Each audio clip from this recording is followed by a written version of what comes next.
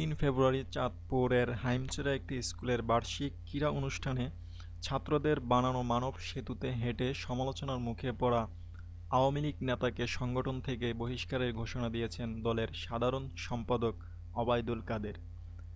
আজ শুক্রবার মুন্সিগঞ্জের টঙ্গিবাড়ীতে তুইকাই সেতুর উদ্বোধন করতে গিয়ে তিনি বলেন, অন্যায় কেউ করে পার পাবে না, সে আওয়ামী লীগের যত বড়ই নেতা হোক।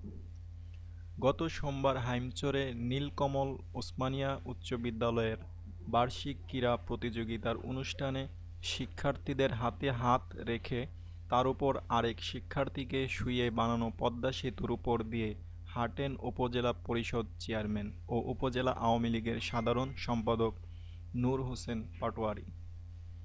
ওই ঘটনার ছবি ও ভিডিও ফেসবুকে ছড়িয়ে পড়লে শুরু হয় সমালোচনার ঝড়। এক অভিভাবক নূর হোসেন পাটোয়ারী ও স্কুল কর্তৃপক্ষের বিরুদ্ধে মামলা করেন। সরকারের তরফ থেকে গঠন করা হয় তদন্ত কমিটি। সেতুমন্ত্রী ওবায়দুল কাদের বলেন, নূর হোসেনের বিরুদ্ধে দলীয়ভাবে ব্যবস্থা নেওয়ার পাশাপাশি প্রশাসনিক ব্যবস্থা নেওয়া হবে। তুইকাই সেতুর উদ্বোধনী অনুষ্ঠানে সার্চ কমিটি নিয়ে বিএনপির সন্দেহ প্রসঙ্গেও কথা বলেন আওয়ামী লীগের সাধারণ সম্পাদক।